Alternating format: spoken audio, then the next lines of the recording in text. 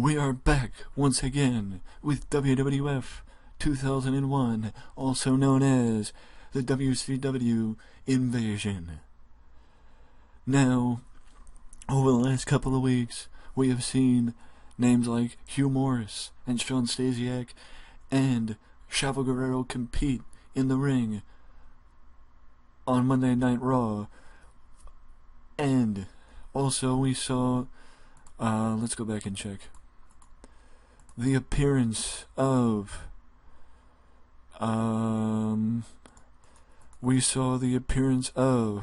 Diamond Dallas Page, Kanyon, and Tori Wilson on the go-home show of Monday Night Raw prior to Backlash.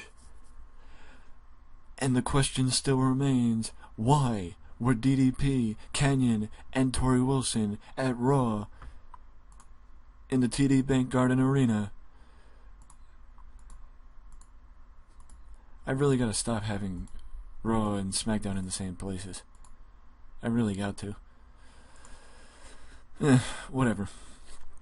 But, pretty much, the first couple of weeks have been not where the invasion is front and center, but where the feuds are front and center. Where the build-up following Wrestlemania is front and center, with Austin and The Rock and Triple H and The Undertaker, and Chris Benoit and Kurt Angle, where that build is, taking center stage, and the undercard, Chavo and Dean Malenko, William Regal and Chris Jericho, Eddie Guerrero and Hardcore Holly, Kane and the Big Show, those matches take the brunt of, it's not a major match, but it's still getting focused, so there's that. And also, Chavo Guerrero is new to the WWF audience. Hugh Morris is new to the WWF audience. So, you don't want to introduce too many new guys too soon, because it dilutes the people. It dilutes the people, and it makes it harder to develop other new guys. Like, if I had Chavo Guerrero, Shawn Stasiak, Kanyon, Hugh Morris, etc., all debut at once, it would hurt me when I had Booker T, Diamond Dallas Page, etc., finally make their debuts. So that's why I'm taking things slow.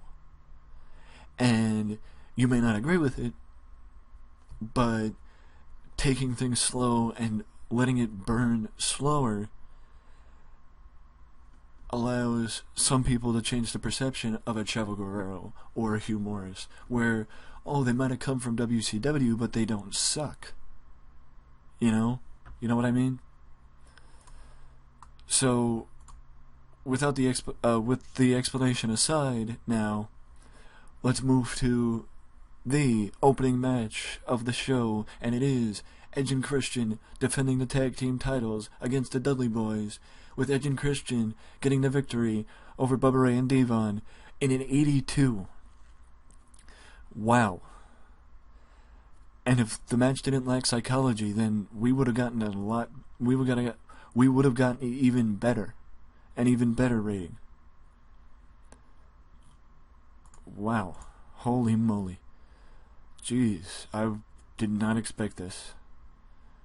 I did not expect this to open the show. I'm extremely happy. But I also wanted to note that this is the last time that the Dudleys will face Edge and Christian for at least a couple months, as now the Dudleys will move into another feud with a different tag team, and Edge and Christian will go against, basically, whoever wins the RTC versus APA thing goes against Edge and Christian. Whoever loses, go against the Dudleys. So there you go. Now we head backstage as Eddie once again attempts to strategized with his nephew and wishes him luck in what is his first WWF title shot in his tenure with the WWE since coming to the WWE or WWF, and it is against Dean Malenko for the light heavyweight title, and Chavo Guerrero gets the victory over Dean Malenko, becoming the new WWF light heavyweight champion in a solid match, might I add. But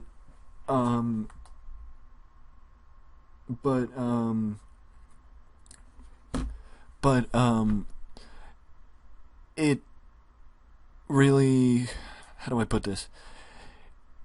It's not unexpected, but the reason why I had Chavo beat Dean Malenko is simply put because Dean's been the champion for almost a year and has ran out of challengers. So we needed somebody new to jump into the title picture and lead the division, even though the light heavyweight division will never be as good as the WCW Cruiserweight division was. We need somebody new to lead the division, and that's Chavo Guerrero.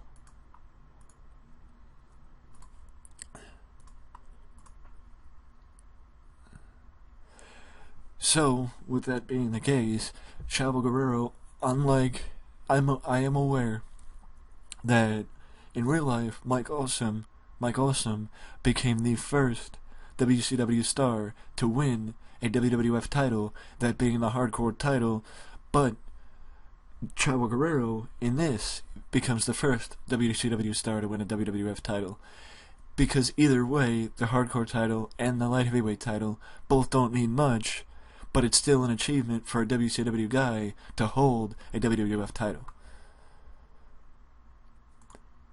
And I know what you're going to say, but Chavo has a contract. You're right, Chavo has a contract, but still, at this point, he's only been with the WWF for about 2 weeks. So, I don't know about you, but as a fan, you'd still perceive him as a WCW guy. So you're thinking, okay, he is a WWE guy, but this is the first time a guy from WCW. Like, I mean, I'm trying to make it sound like it's the start of something, without making it seem, erasing the fact that the Big Show and Chris Jericho were here first, and Chris Benoit and Dean Malenko and Perry Saturn, so on and so forth. I mean, there really isn't much to say about this yet, because the Women's Championship, the Women's title doesn't really have a direction yet, much like the other lower card titles, the European, the Cruiserweight, the light heavyweight, the hardcore, etc. These don't have a direction yet. The world title does, the tag team titles do, the Intercontinental title I'm not sure about. It might, I don't remember, because I know I have done pre-booking. But right now, this was just basically a match to get China on the card, and it didn't need to be hyped because China, it's a rematch. China versus Ivory. So either way, this puts to bed China versus Ivory. And now we move to the final match between Chris Benoit and Kurt Angle, and it is another match negatively affected by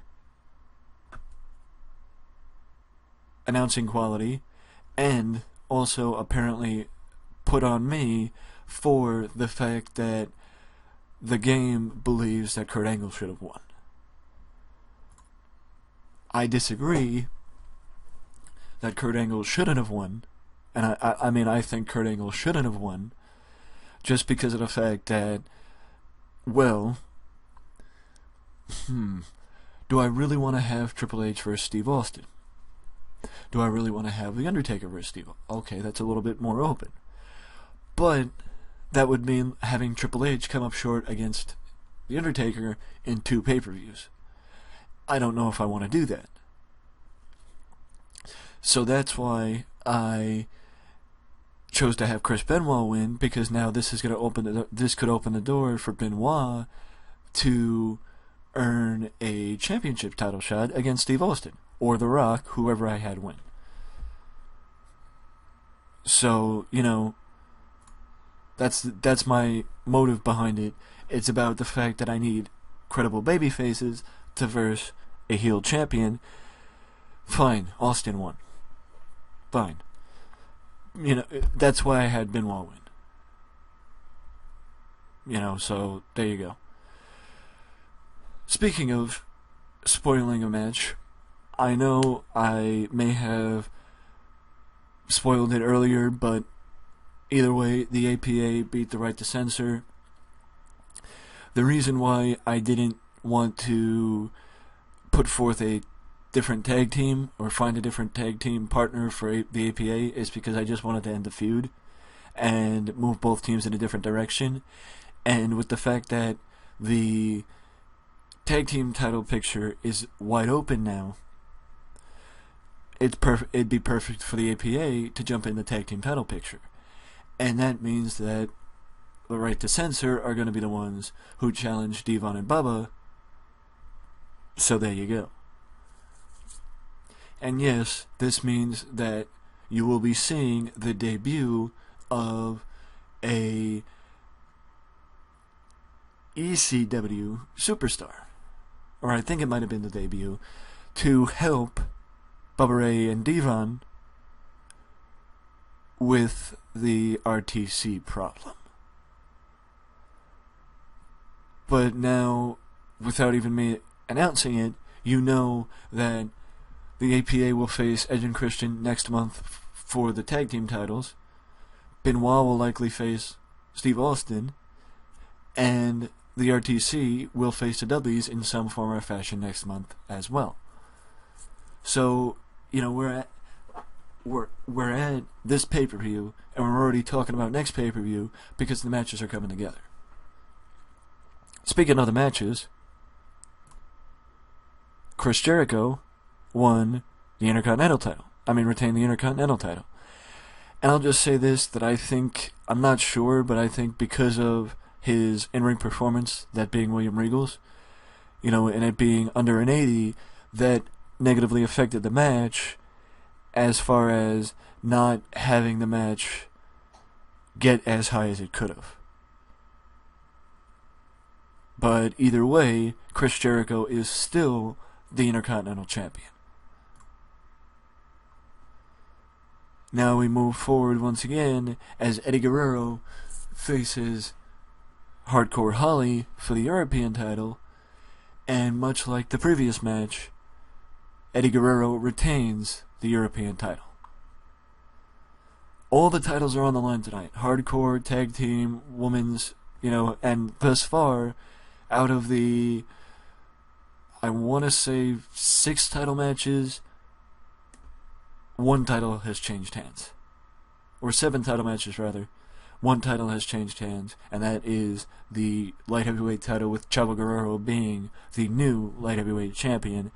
But at least for right now, Eddie Guerrero continues his run as European champion.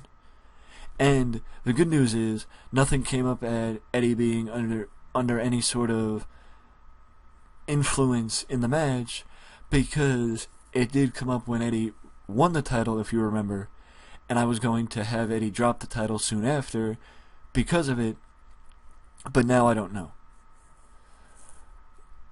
But that's beside the point, and it's a good thing that it didn't, because now Eddie may have a little longer of a run, a bit longer of a run, with the European title than he was originally going to have.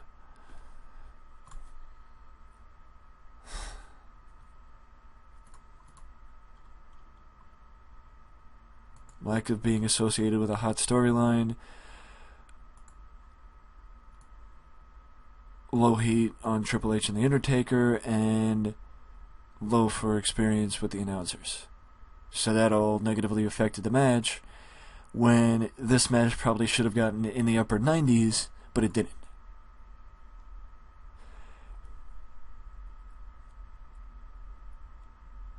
I think with this, you know what, I'm not even going to mention it anymore. Kane wins the Hardcore title. For one reason and one reason only. I think Kane would be more willing to drop the title to somebody that I feel like should be holding the Hardcore title, and not the Big Show. Because you could say, oh, the Big Show was a great hardcore champion. He could, wrestle the 24/7 rule and always win. You're right. He was a good hardcore champion. But having people like Hardcore Holly and Al Snow and, people like that do nothing and not having them able to really defeat the Big Show without some sort of added bonus for the Big Show, it really is like, it's like, you're not supposed to have that type of a headache with that type of a title. So I feel like Kane may be more willing to lose to somebody that I would like him to lose to, and also, I could just put him in a match against the Big Show, or keep the feud going with him and the Big Show, So that's what I might do, and it may help in putting the title on somebody else, as opposed to keeping it on the main event guys. Especially now with the fact that Kane, much like Big Show, can't compete in hardcore matches. So everything was good except the segment. Apparently it was too short.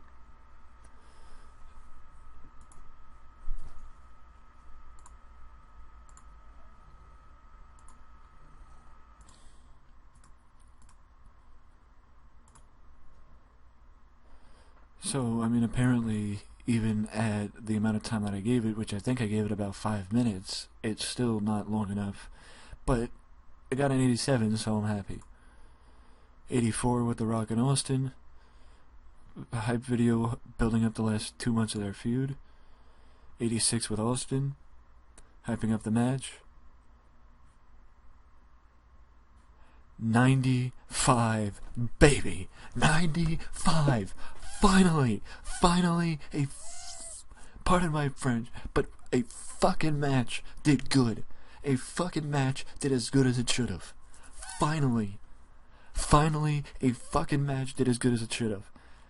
Finally, and the match apparently should have did even better, but both Austin and Rock held back, and there were reasons why they lost points. But this could have been in 100. It could have been in 100. That's crazy. Oh my, holy crap. My God, I'm so happy right now. A 95. A 95. My God, I'm happy right now. Oh my, I'm happy. I am so happy right now. Because I thought that this match was gonna, disappoint me. But I am so happy. I am so happy right now. I did not expect this. I did not expect this match to run as smoothly as it did. A 90. We got a 90 final rating. Holy crap. And that didn't even move. We didn't gain or lose popularity, and we got a fucking 90. Are you kidding me? Seriously? We didn't gain or lose popularity, and we got a fucking 90. Are you kidding me? Oh my God. What the heck do they expect? What the heck do they expect? What the heck do they expect me to get? 100? This is crazy. I'm running a little bit differently this time because I'm actually going through and I actually made the speech online because I wanted to see I just wanted to see I just wanted to see this over here. I think I may have did it in the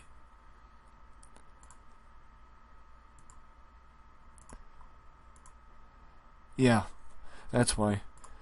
Because I got enough. They base it off of, if I did the show anywhere else, I probably would have gained popularity. But because I did it here, I didn't, because it wasn't far enough over the 87, how popular I am, for me to gain anything. So unfortunately, it was the best show yet, but I didn't gain anything. So, let me know in the comment section below what you thought of Backlash, and if you thought it was as good as the game said it was, or it should have been better. What would you have given the show as a final rating? And also, how have you liked the season so far? Let me know all that down in the comment section. But if you don't want to leave a comment, you can always leave a like and subscribe to the channel for more content just like this that you can only find right here at Wrestling Express. Till next time. Later.